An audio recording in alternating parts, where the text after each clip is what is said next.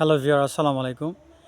একজন স্ত্রী যদি তার স্বামীকে পরকিয়া করতে দেখে তাহলে কিন্তু সেটি কোনোভাবেই সহ্য করে না এবং সে তার স্বামীকে ইনসাল্ট করতে থাকে। স্বামীর বিরুদ্ধে সে ঝগড়া সৃষ্টি করে এবং ঘরের মধ্যে কিন্তু সংসারের মধ্যে কিন্তু সে চরম অশান্তি সৃষ্টি করে। স্বামী কিন্তু একসময় অতিষ্ঠ হয়ে হয় স্ত্রীকে ডিভোর্স দেয়, নতুবা সে পরকিয়াকে পরিত্যাগ করে, যে কোনো একটাকে গ্রহণ করে। তার মানে দেখেন, একজন স্ত্রী তার কতটুকু ক্ষমতা আছে একজন স্বামীর জীবন একটা পরিবর্তন আনার ক্ষেত্রে।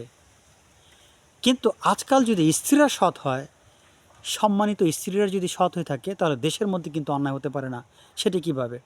যদি স্ত্রীরা সৎ হয়ে থাকেন, তারা যদি তাদের স্বামীর অবৈধ ইনকামকে সাপোর্ট না করেন এবং যদি তারা অবৈধ ইনকামের বিরুদ্ধে তাদের গলার আওয়াজ উঁচু করে ঘরের মধ্যে ফেতনা সৃষ্টি করে, অশান্তি সৃষ্টি করে, যেরূপ অশান্তি সৃষ্টি করেছিল স্বামীর পরকীয়ার জন্য, যদি স্বামী অবৈধ ইনকাম করে সে যদি এই রকম ফেতনা তৈরি করে, অশান্তি সৃষ্টি করে, তাহলে কিন্তু স্বামী এক সময় সে কিন্তু স্ত্রীর কথা শুনতে বাধ্য হয় এবং এর ফলে কি হয়? সমাজে শান্তি চলে আসে। আমাদের সমাজে তখন এই ধরনের পুরুষ লোক পাওয়া যাবে না, চোর পাওয়া যাবে না, বাটপার পাওয়া যাবে না, দুর্নীতিবাজ পাওয়া যাবে না। আর এক্ষেত্রে সবচেয়ে বড় ধরনের অবদান রাখতে পারে একজন আদর্শবান নারী।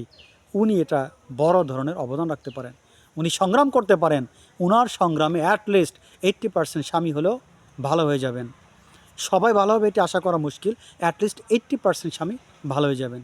স্ত্রী যখন প্রতিনিয়ত স্বামীর এই অবৈধ ইনকামের বিরুদ্ধে প্রোটেস্ট করবে, প্রতিবাদ করবে, ঝগড়া করবে, এক পর্যায়ে কিন্তু স্বামী স্ত্রীর কথা শুনতে বাধ্য হবে। এজন্য আমি সম্মানিত নারীদেরকে দৃষ্টি আকর্ষণ করে বলবো, আপনারা আপনাদের দিক থেকে অন্তত পক্ষে আপনাদের স্বামী যদি কোনো অবৈধ ইনকামের সাথে জড়িত থাকে তাকে বোঝান।